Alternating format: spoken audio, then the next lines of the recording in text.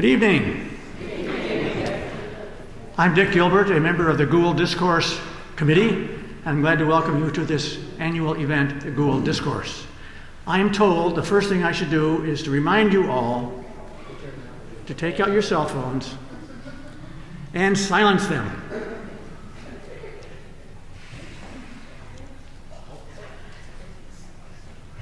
I'm turning mine off so there's no buzz either. Okay. Very obedient crowd. The Gould. The evening is young, I realize. The Gould Discourse was created to memorialize Josephine Gould, an outstanding religious educator who worked with both Syracuse congregations. How many of you here actually knew Joe Gould? Hey, good, a few of us. Joe also did pioneering work at the denominational level, working with no less than Sophia Lyon Foss. So this lecture is given annually by a Unitarian Universalist religious leader.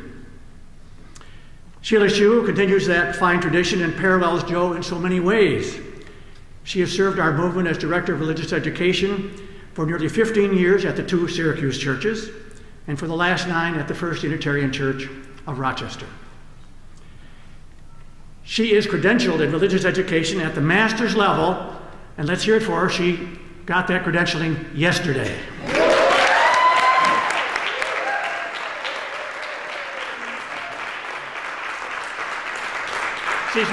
She's relaxed and ready. And she's held many positions of leadership within the Liberal Religious Education Directors Association in the Seaway chapter. Her education includes a master's in expressive arts therapy and licensure as a creative arts therapist.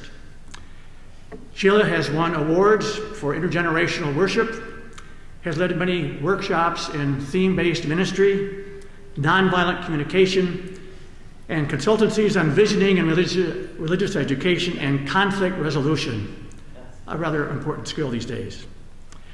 Her latest award was for creating a UU history card game. Shameless plug, it will be available for sale tomorrow here.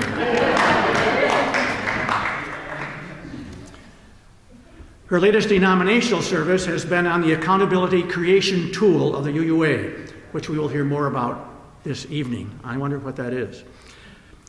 Sheila lives on a creek in Webster, New York, with her 3 awesome teenagers, Ava, Noel, and Olin, and enjoys life with her partner, Ed. One of her colleagues in ministry writes, Sheila has a deep practice of Unitarian Universalism that shines in the amazing curricula she writes, the worship she leads with children and youth, and the way she nurtures right relationships in congregational life. I am fortunate and grateful to be working with her. And we are fortunate this Friday the 13th to have Sheila address us on the intriguing topic, UU sniffing salts. Sheila?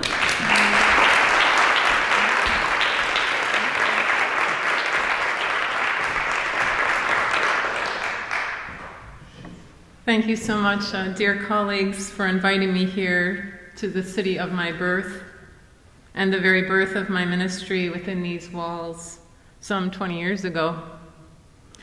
I am honored to be with you in the land of Foz, a game changer, a religious educator, to participate in the spiritual ancestry that continues on from the Odyssey of Joe Gould.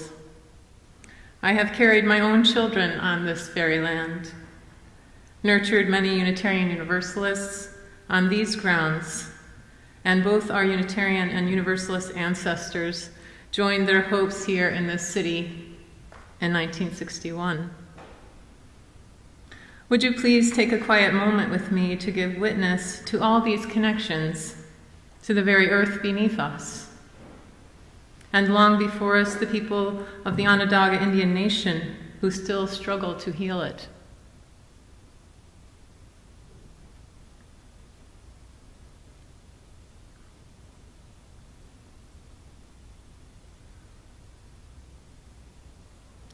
Let us begin with the children.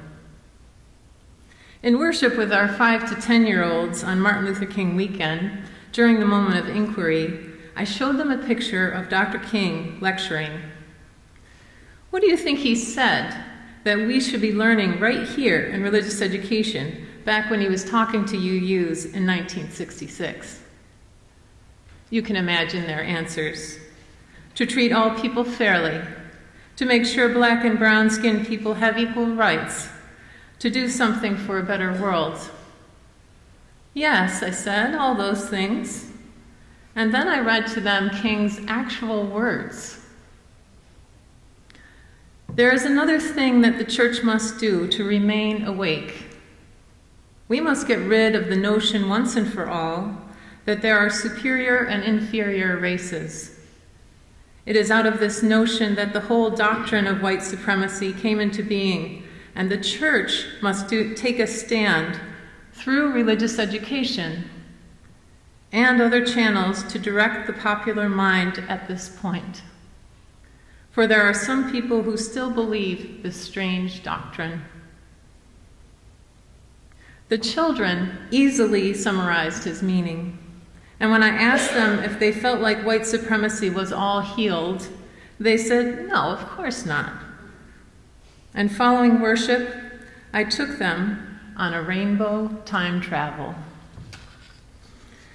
We grabbed hold of the handles of a colored parachute, and I got them running as fast as I could allow them to safely, mushroomed up the center, and huddled underneath together, sitting on top of the edges. In the center, each time that we ran, huddled and landed, I placed a map showing the land of the United States at a different time in history. The first map, a map with only the names of hundreds of native tribes. The second map, a map at the time of the Confederacy. The third trip, a map showing the locations of the Japanese internment camps. I could have gone on. After each landing, we wandered together and had conversations around what was happening at that time. The idea of white supremacy is old. This they understood. In conversation as plain as their location, they understood about not sleeping, about not forgetting, about not ignoring, about not pretending, and not imagining that it had all gone away and all gotten better just because the map had changed. What I really want to know from you, I asked them earnestly, is, now that you know all these things, and you can understand why Dr. King said not to fall asleep, because surely not everyone has gotten rid of white supremacy, what do you think of this idea? A UU minister by the name of Reverend Mark Morrison Reed, who is a black man and once ministered right here in our city of Rochester, shared his hope with me of having a national day so that our country could begin to heal from all these hurts of race. A day unlike any other that Unitarian Universalists would start to give witness to this pain and help us all to move forward together. The kids absolutely love this idea. And now I will share with you the voices of this small, mixed race group of UUs, ages 5 to 11, and how they imagined such a day to be. First of all, if it's a holiday, then all the adults in the country go to work, except they don't work. Instead, at work, they learn all the things that we just learned. And then they talk with each other and they learn how not to keep repeating them.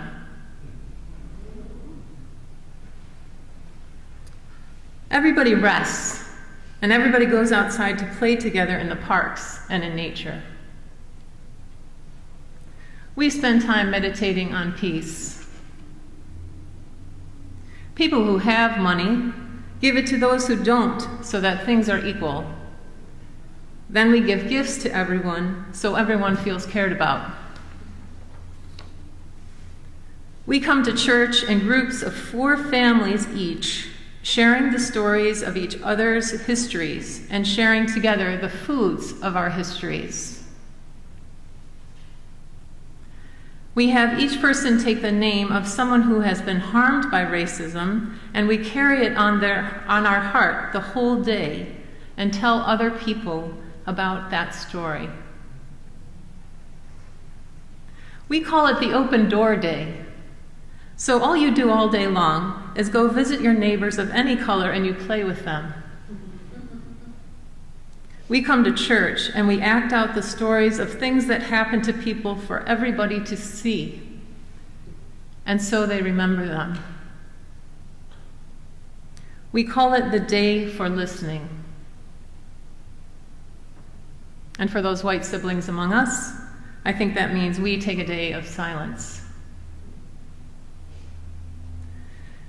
And here's the last one. If there were to be such a day, Sheila, there would need to probably be 3, or maybe there'd be 4 days like this a year, if we hope to have things be better for us by the time that we are older.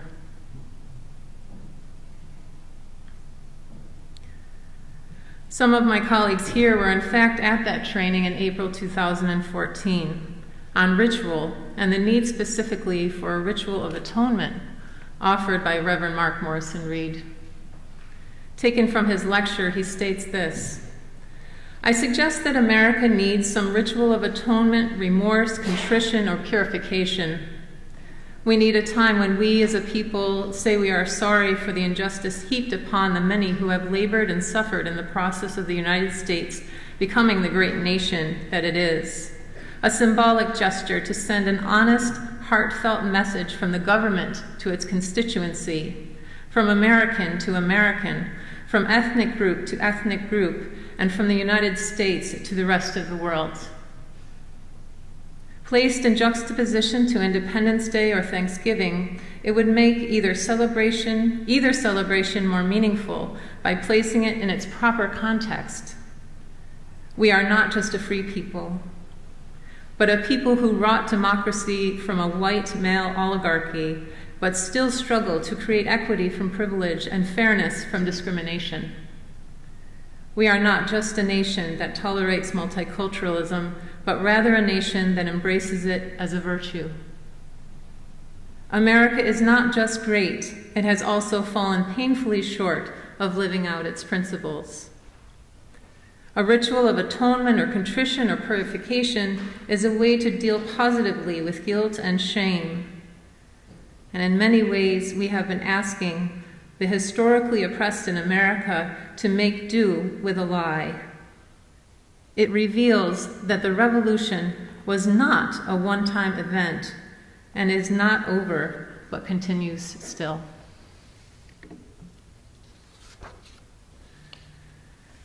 This Day of Atonement, reconciliation, fasting, or whatever it may be, is what constitutes an example of the first kind of UU sniffing salt I hope to offer up under our noses for the future. Some kind of ritual of transformation, holding, and witness. By UU sniffing salt, otherwise known as smelling salt, I mean some tangible, physical, sensorial, outward action of spiritual power, a religious mechanism to keep people from sliding into the sleepiness and unconscious stupor that is characteristic of years of insidious racial injustice in our society. Like a small tube of spiritual alchemical warfare, some spiritual ammonium carbonate, the purpose of a sniffing salt is to counteract and alter the tendencies of ingrained, habituated white supremacy norms and their anesthetizing hold on our congregational environments.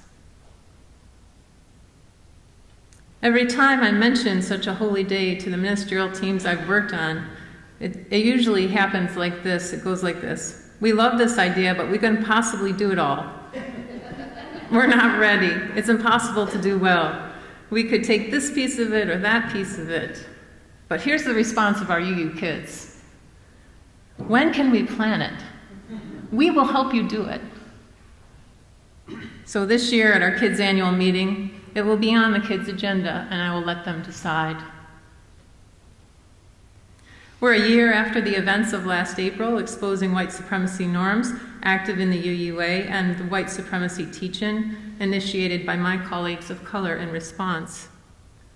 The eyes of our hearts are sore from witnessing the glaring trauma in our denomination and in our nations, experiencing ourselves or seeing our colleagues of color and so many groups beaten down in their identities. It is an obligation I feel I have to Joe Gould and before her, Sophia Faz, to not just go along with what's been the norm for our children and youth. We, all of us, are called to the ministry of our times and not privileged to be able to do whatever we'd like. I would have loved to have come here to share with you all the cool innovations in my program that I've dreamed about for many years. The Soul Adventures program that is an experiential-based version of Soul Matters for young adults and adults that involves adventures once a month in the community and beyond for immersive spiritual experiences. Or our Parenting as Spiritual Practice program expansion that teaches parents mindfulness and nonviolence in their communication that matches the developmental needs of their children at every stage of life. Or the UU Family Studio program in between service times so that families have a theater-based option for learning about applying UU values in the home, in-home family scenarios. But those are my dreams.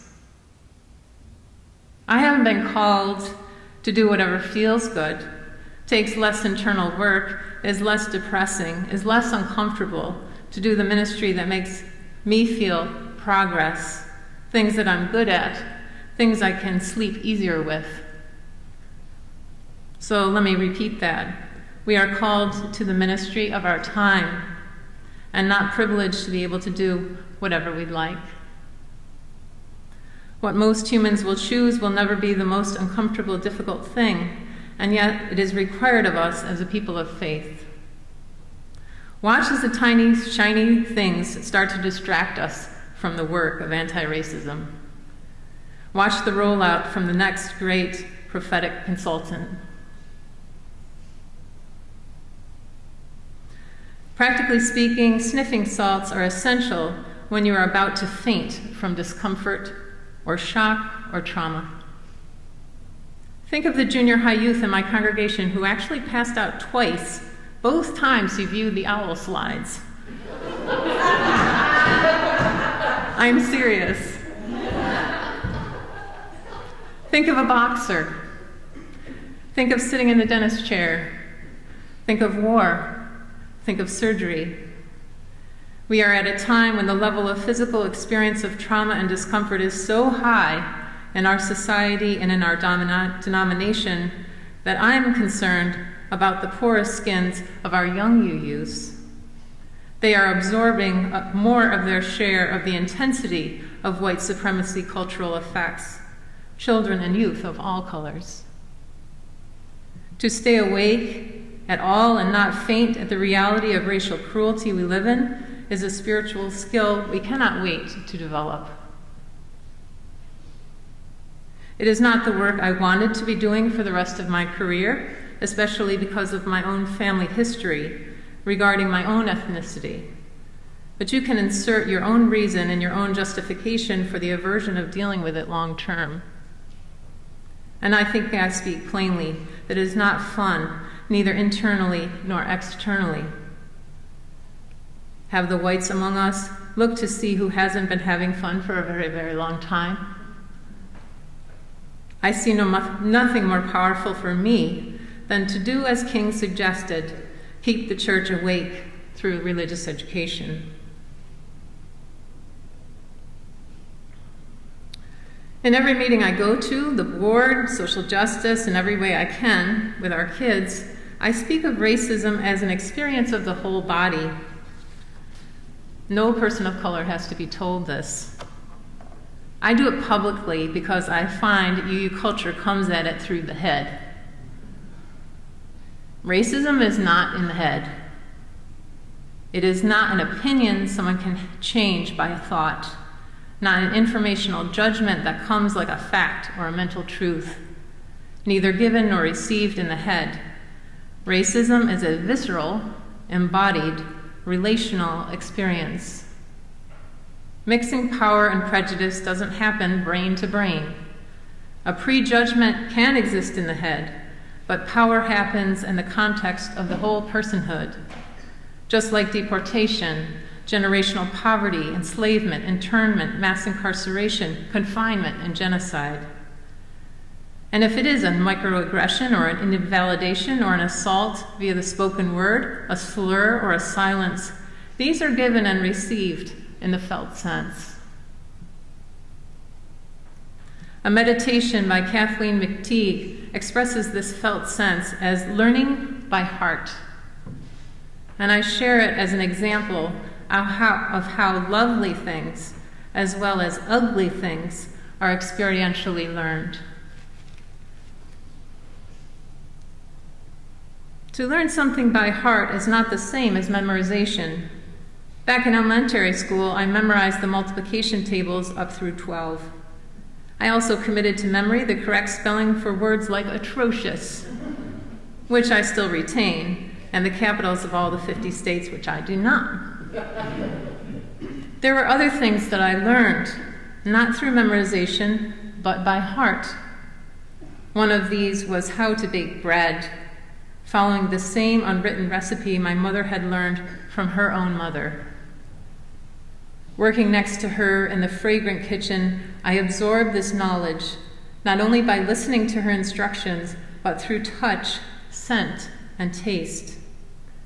I learned by heart the look and smell of yeast as it came to life, the stretch and pull of a good solid dough under the heel of the hand, the enveloping welcome of a home scented with fresh baked bread, and the rough kiss of a warm crust on the lips.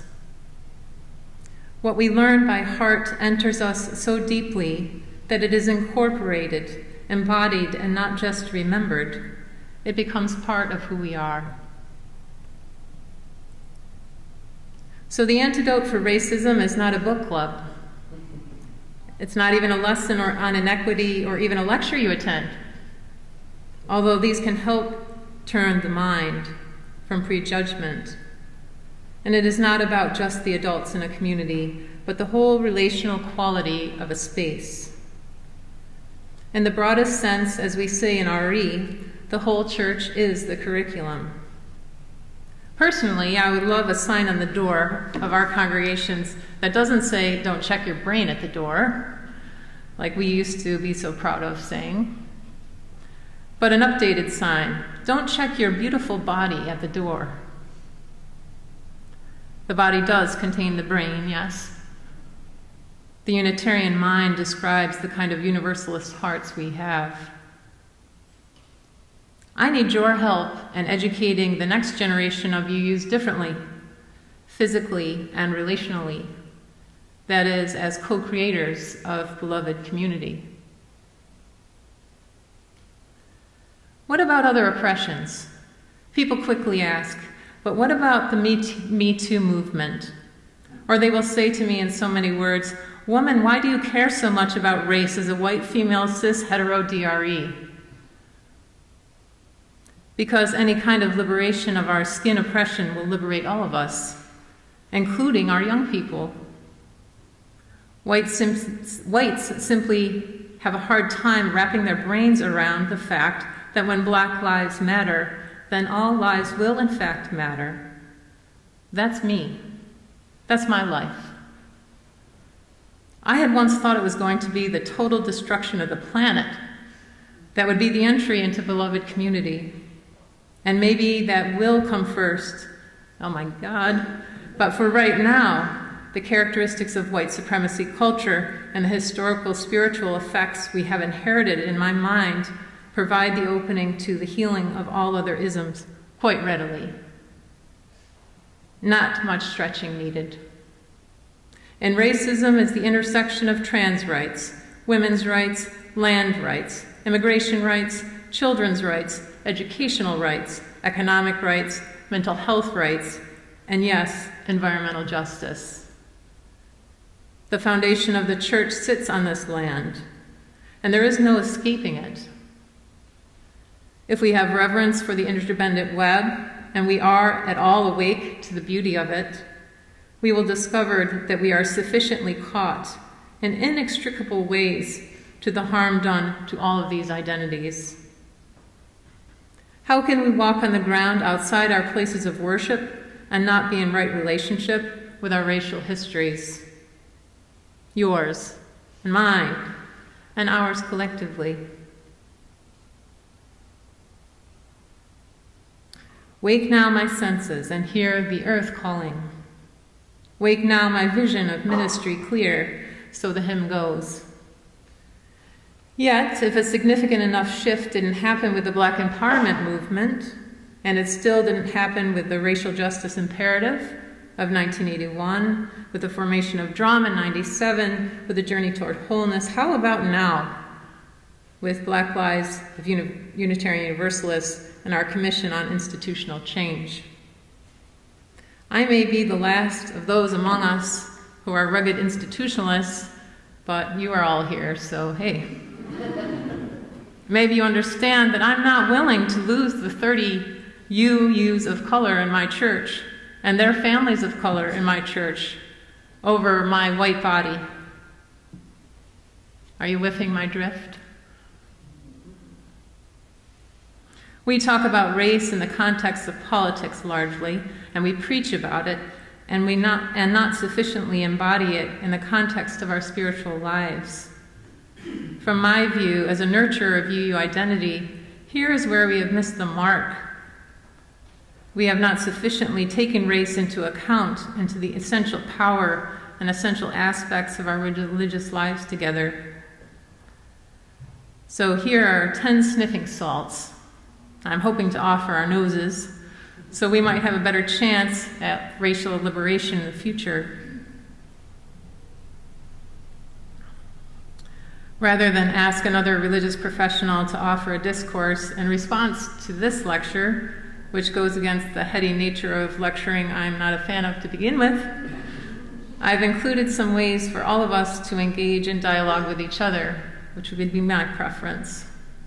So are you up to some dialogue? Awesome. The first salt is creating spiritual practices. The failure for us to create holds in the mind and heart through ritual and other spiritual practices is, in my mind, starving us spiritually, including our children who especially need them.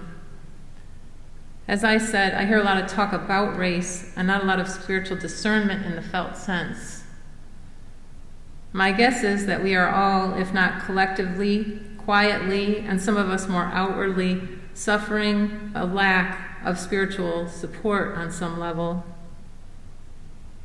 I experience this physically in a lack of ritual, common spiritual practice as a community, of literally physically feeling shaken and having no obvious, easily usable spiritual containers to help me hold and hope and to transform grief and pain, to address evil and come to terms with the endless bombardment of interpersonal racial violence I see. Are any of you feeling such a lack? Some of us are rattling in our skins with discomfort and the trauma, guilt, fear, or pain, and have little ritual to ease us and ground us collectively. Is it that we really believe that as UUs we are too advanced and have evolved so much not to need ritual and practice? I don't think so. We could promote Reverend Mark Morrison Reed's Day of Fasting and Atonement for one. We can look at how to decenter whiteness in worship and not just insert people of color into the structure, but to really examine the relational dynamics, body to body, we create in worship. In his essay, Othering and Belonging, Reverend Derek Jackson describes adult worship like this: the intellectualism of Unitarian Universalism comes with a culture of stillness. We are expected to sit quietly in our seats, listen intently with no emotion on our faces and no movement in our bodies. We are supposed to wait until after the service to express ourselves. But I grew up in a culture of engagement. This is not the worship of children and youth, by the way, which may be why we can't keep them as long as we would like to. There are so many rituals and ways of doing things that could simply shift our way of relating. Here's a simple little greeting that my K-5 kids came up with. I'm going to ask Carol to come up. To show that the web of love connects us all in interdependence. So this is their way of shaking hands, but this way is the web of life makes us one. Can you bring it up? Because we can't see it. It's just this, but their version of this is you have to move it because the energy of love is moving back and forth. K5.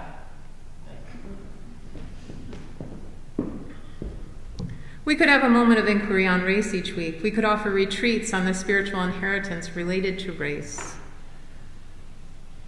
So I'd like to take a minute and just have you dialogue just a little bit with each other on what spiritual practice or ritual would you be open to in beloved community?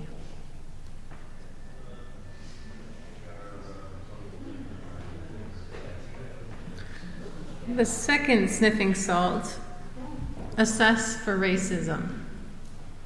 I remember last year talking with my colleagues here about at our retreat about what to do in response to everything happening at the UUA.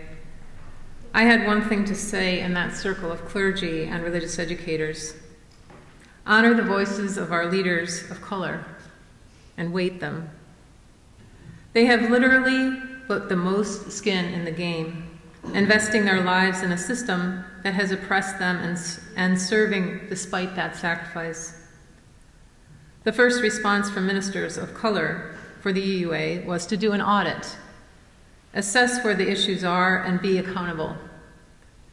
Our religious educators of color asked us to educate and reveal the truth of white supremacy among us. And I had that call to audit in my ear and the need for truth-telling.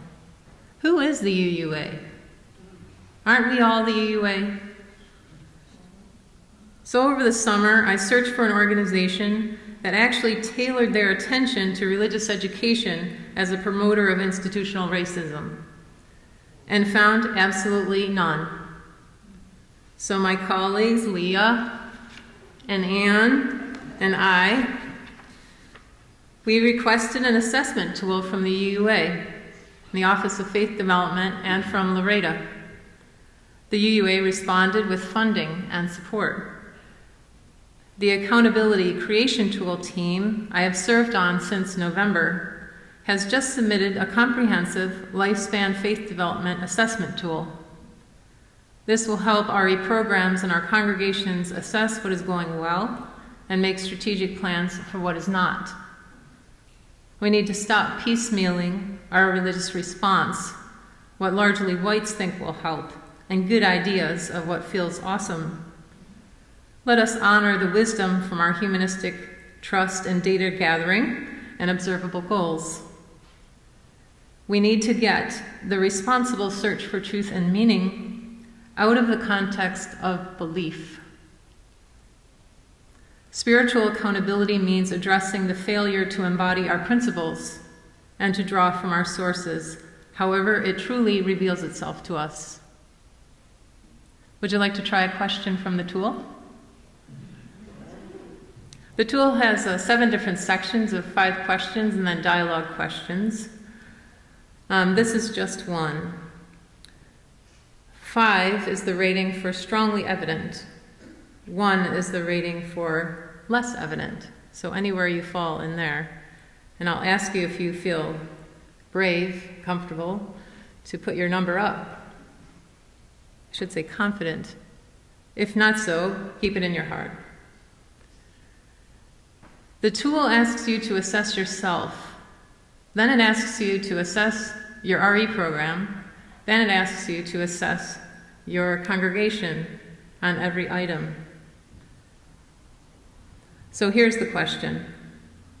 For yourself, I have discussed how my own ethnic cultural heritage has influenced the way I think, feel, or interact in community.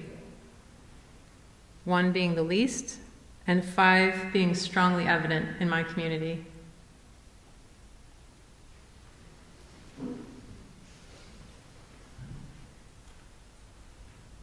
For your RE program, in our RE program, we have discussed how our own ethnic and cultural heritage has influenced the way we think, feel, and interact in community.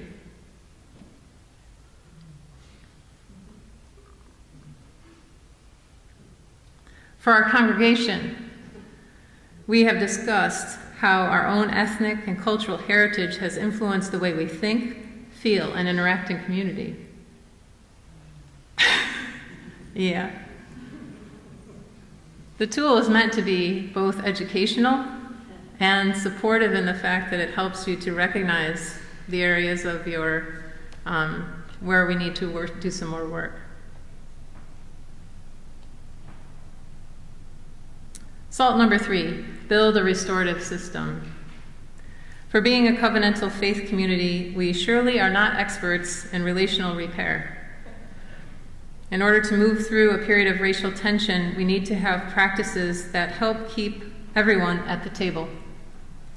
I cannot bear myself to hear one more story of someone being pushed out, resigning under stress, and leaving in fear. We cannot continue to mimic the wider societal practices of criminalization, punitive justice, and pushing people of color to the margins when there's conflict. We can expect more tensions over power differences, and unless we have other ways as a people of faith to hold them, we will defer to the norms of white supremacy. Someone will be protected, someone will have someone's back, someone's truth will be seen as more valid, and what color do you think those someones are? White supremacy culture has embedded norms that support white, male, cisgender, heteronormative domination systems of justice.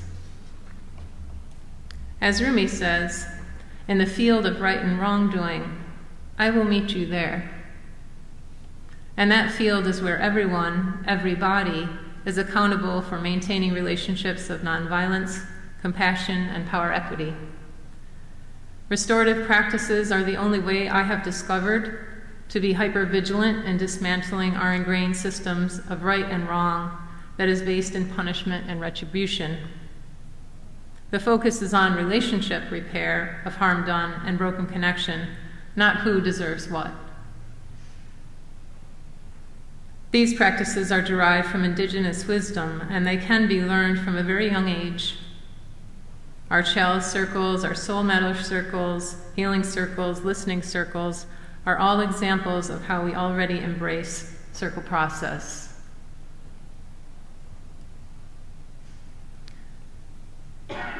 So for this salt, I would invite you just for 10 seconds to give yourself some self-compassion, because in restorative practice, having empathy for yourself is actually the simplest, quickest, effective contribution you can make to the whole is by having simple empathy for yourself. So I'll ask you to just take a deep breath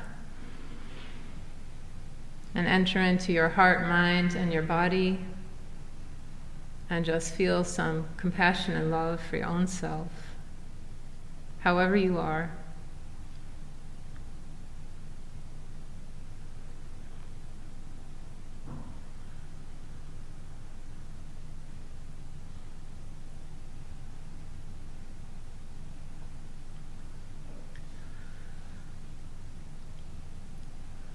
Salt number 4, break religious education and social justice silos. We have a long tradition of acceptance of one another and encouragement to spiritual growth. And yet, much of our social justice work that is so powerful has obviously failed to transform us into a richly multicultural communities. Go figure. One way we can avoid this disconnection is to reconnect, or religio, the sacred bind of serving the world and growing the spirit. Our social justice executive team at Rochester just recently made it a requirement of any social justice task force working with community partners to also have an internal plan for spiritual growth for all ages. So you can't simply have a Black Lives Matter group advocating against high bail rates and lengthy stays in prison of innocent people of color without also deepening awareness of the historical dynamics of poverty, the role of police, the legal aspects of privilege, and complicit voting. Active partnership and learning with more diverse groups creates different relationship and can prevent toxic charity and do-gooding. So for this SALT, I'm going to ask you to have a partner. So get a partner. And I'm going to ask one of the partners to come up with a social justice project you really believe in. And I'm going to ask the other partner to come up with what would we need to have in religious education or spiritual development based on that social justice project. You can continue that one more tomorrow. SALT number 5. Opening sacred space. When I asked a young adult Thrive alumni about important first steps in our congregation, she said to create points of entry for people of color. We have to stop pretending that inclusion means being able to fit in adequately enough to what is offered, instead of inclusion being in the felt sense of the person's own experience of belonging. If racial identity development is a persistent, ongoing factor in interpersonal relationships, the spaces for people of color to connect to more true mirrors of identity need to be explicit and accessible in a membership of more predominantly white people. Our Families of Color group and our Soul Matters for People of Color provide these spaces. If you are somehow still mystified that these are necessary for safety, identity development, trauma recovery, have conversations with your parents of children of color and your staff of color. I had an African American staff member who was asked for a few years if she was a visitor. And worse still, once if she had need help finding where the homeless families were being served dinner. So I'd like to just take a moment to imagine a space of belonging. And what does that space look like to you, whether you're a person of color or not?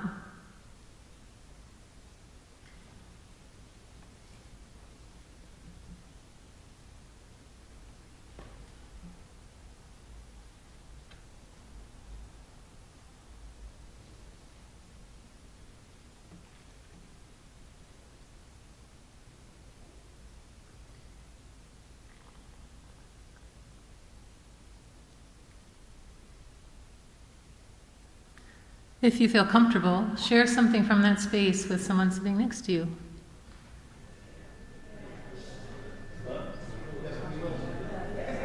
SALT number 6. Redefine coming of age in membership. I was literally hit over my head, my own self, while working on the assessment tool. I had a revelation. A coming of age process in a liberal church has to be about gaining the skills of liberation. We call that mind free is not just about being able to define what is in your head, that you can speak about your credo, even how it drives your conscience, but also that we as a faith community have given young adolescents the skills and tools to participate as an equitable member in an affirming and promoting right relationship. Building multicultural competency has to be a main component of faith formation, and in my mind, a required commitment for membership of any age. I did just say required, and I know it's a dirty UU word. How do we expect racism to stop showing up in our institutions if we do not educate young people on how to keep it out?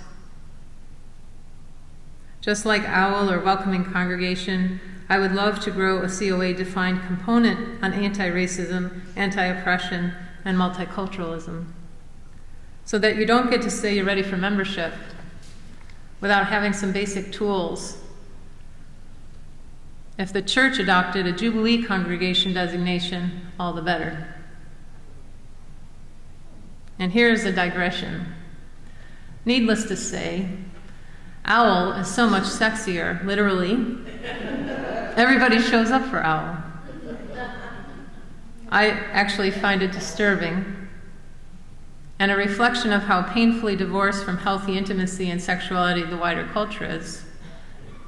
I also find it disturbing that lots of parents, even now in junior high, will demand that their kids go to OWL, but not sessions on inclusion, for example. I sort of wonder that our more privileged, overscheduled, hyper-AP focused, exhausted, specialized high achievers will make room in their lives for such a commitment. I'm sort of feeling between you all and I that the population that I am serving is largely very entrenched in the demands put on them in the wider white supremacy culture of do more and be more and do more. That they don't feel the ache for the kind of liberal religious education we are offering. Are we really too privileged for the necessity of faith development? This may be the scariest thought I've had that I'm sharing with you. I have to repeat it again. Are we really too privileged for the necessity of faith development? I have not ruled out the possibility that a more multicultural membership is where relevance and necessity will naturally take RE. And we will see the real death of the Sunday school as we have known it.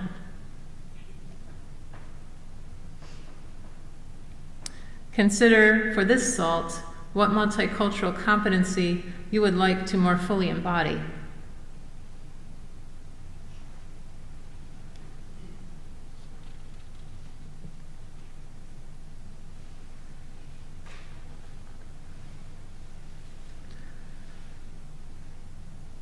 SALT number 7, adopt salvific language.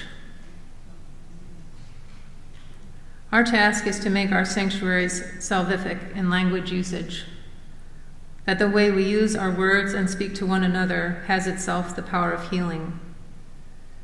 It is a healthy sign that people and identity groups are defining their own experiences literally on their own terms.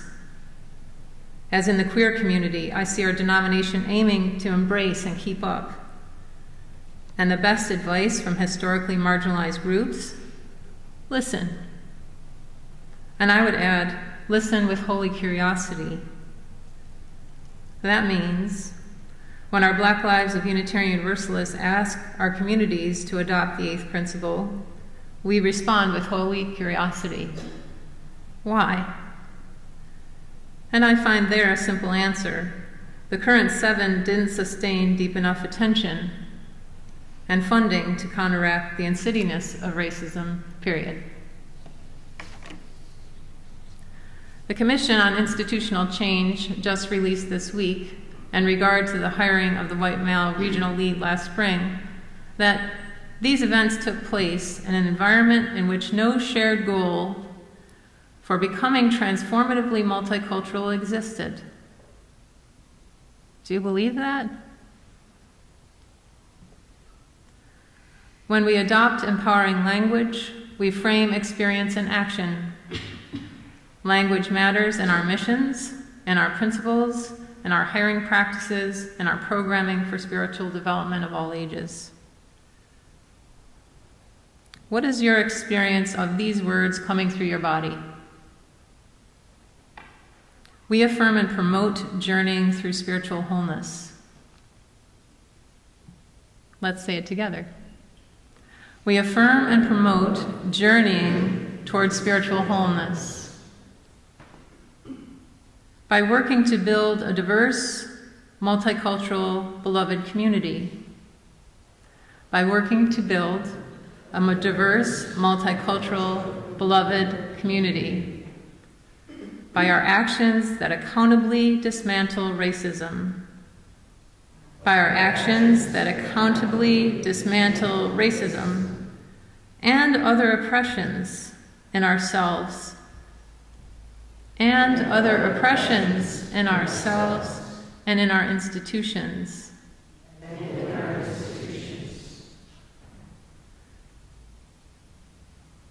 So I guess I was wondering if we could just popcorn into the space any one of those words that has saving power for you, or any word that you've heard or a phrase in a UU setting that had saving power for you. Could you read it once more? We affirm and promote journeying towards spiritual wholeness by working to build a diverse, multicultural, beloved community by our actions that accountably dismantle racism and other oppressions in ourselves and in our institutions.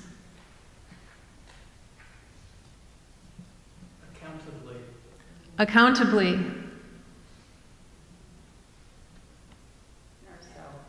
Ourselves.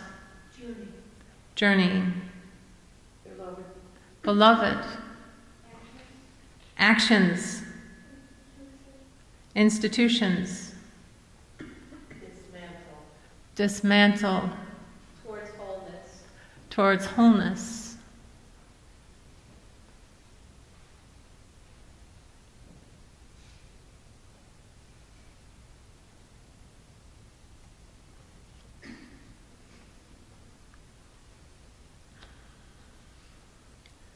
Sharing power.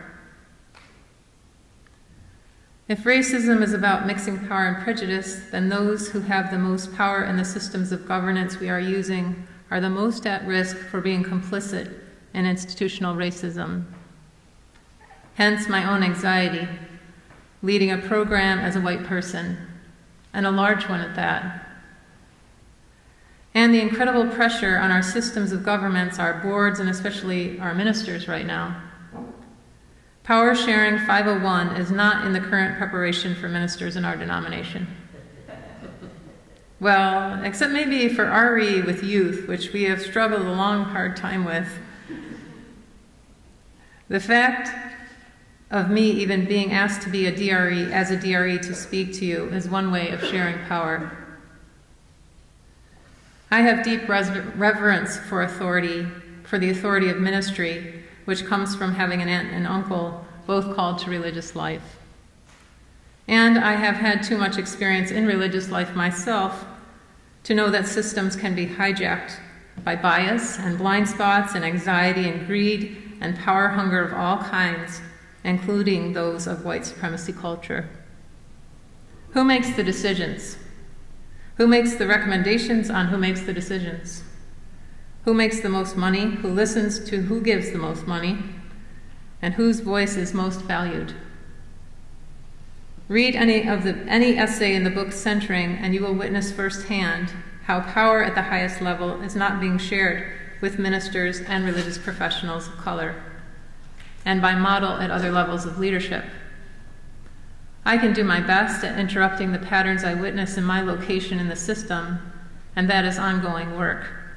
And I can physically take on sharing as consciously as I can as a spiritual practice. Sharing. Remember all I ever needed to know I learned in kindergarten? Sharing. We don't get to apply the interdependent web when we want it to. It is not something spiritually we get to manipulate. The children and youth in my program who are people of color are intricately woven to the top positions of the UUA. They are intricately woven to the board of my church, to the red lines in the city where I live, and to their own family histories. What kind of sniffing salt changes racism? Structural integrity. Physical ways of engaging that sustain power balancing and express interdependency. There will need to be hundreds in my mind to stay awake against the inherited norms that move among us. Curricular material across ages, annual meetings with my parents of children of color, meetings with all children and youth who I serve, budget allocation for anti-racism and anti-oppressive ends, personnel policy manual changes and practices, nomination procedures, all of these things.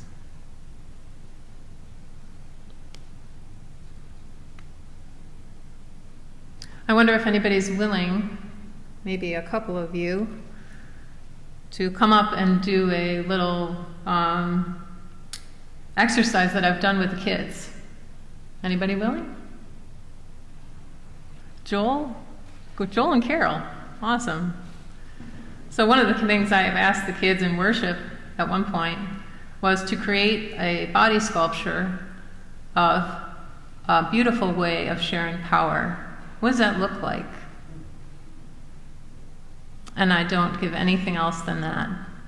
So let's see what they come up with.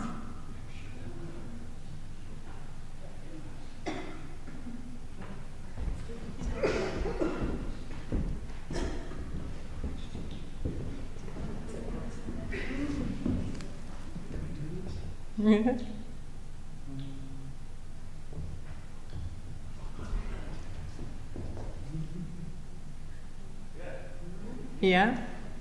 How's that work? It's a minister and a DRE, by the way, just saying. So seeing that, I wonder if you could, just for a minute, talk to your partner about some way you could imagine that beautiful sculpture in your work. What part of your work could you experience that dynamic in, that maybe is not happening right now? I'll give you a minute to do that.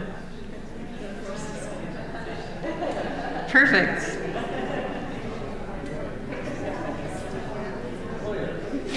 Thank you both.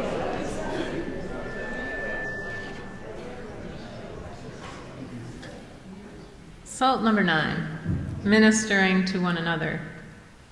To minister, the verb, comes from the same root of the word minus, meaning lesser than, and is defined as acting upon the authority of another. In other words, ministering is attending to one another as a servant. One answer to racism is this kind of everyday bowing and service to another's need, especially the need to be seen and the need to be heard. Bending our authority of I know better than you in humility to the voices of one another is to me a sacred duty. We have the hymn, when we hear our voices in each other's words, then our heart is in a holy place. First we bend our ears, then we arrive. That is the holy place I want to live.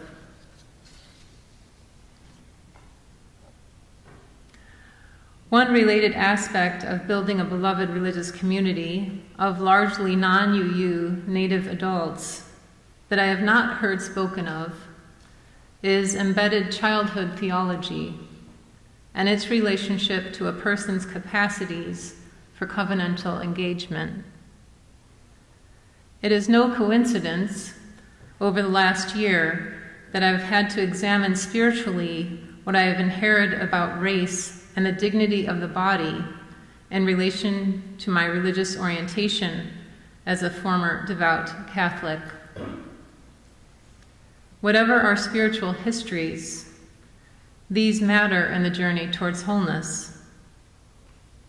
When the spirit is stressed, it both offers old strengths and presents opportunities for healing. So if there was some aspect of oppression in our inherited histories, be it UU or non-UU, doing the work of racial justice internally can transform us and sustain us for more mutuality and beloved community. Modern pastoral care education also includes being present to moments of shock. When our spiritual grounding is shaken, if held with care and witness, these moments can support our religious growth as well. That's including children, by the way. We must all see ourselves as ministering to one another, body and experience, ancient and present. To bear witness to one another's story is a way of humanizing from a system that dehumanizes. backwards and forwards in time, and across continents. As a people of covenant, the minister cannot be the center of this kind of pastoral care if we are to survive the dehumanizing racism in our institutions. Our principles of compassion, encouragement to growth, and inherent worth are ours to embody daily.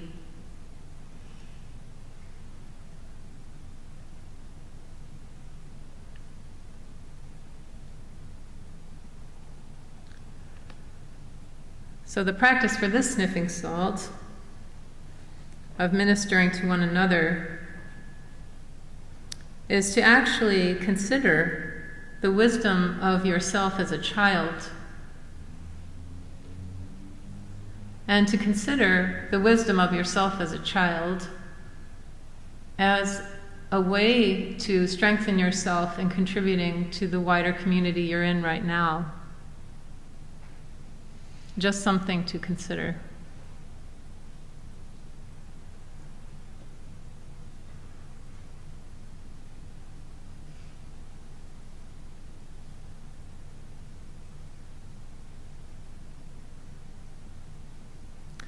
Salt number 10, last one. Celebrate beloved community as we find it. One of our parents of color posted this on her Facebook page. If you're passionate about race, you probably aren't white. What? She was so right.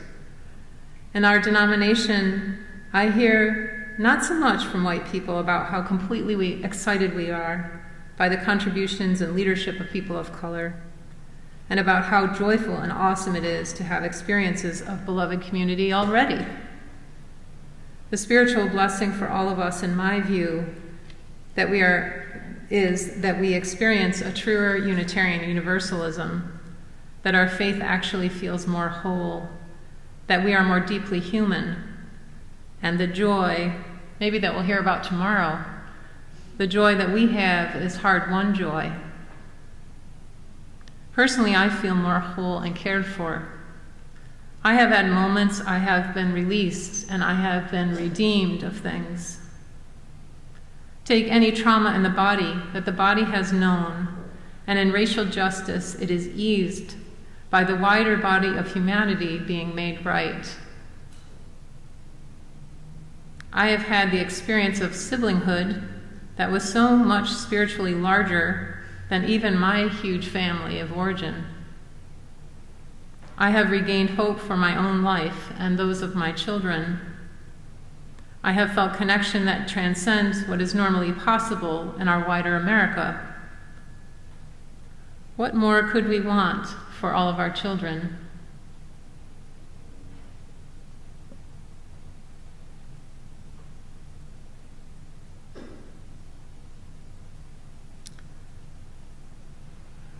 So in closing, I would just like us to witness a moment of joy that you've had of beloved community with those around you.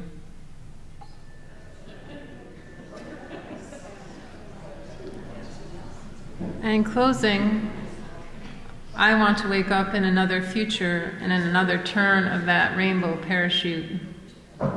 And there in that year, find us in a different location and find that we have landed in a space of more right relationship,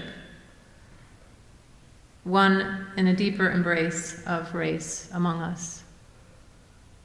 Thank you.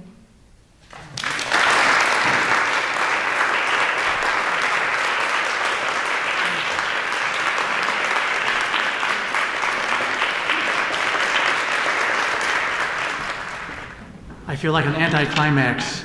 We thank Sheila for those sniffing salts to keep us awake and be reminded that, as Sophia Lionfaz once said, the children are our teachers. This Gould Lectureship is now concluded. The next speaker next year will be Fran Manley from Buffalo. Thank you for coming.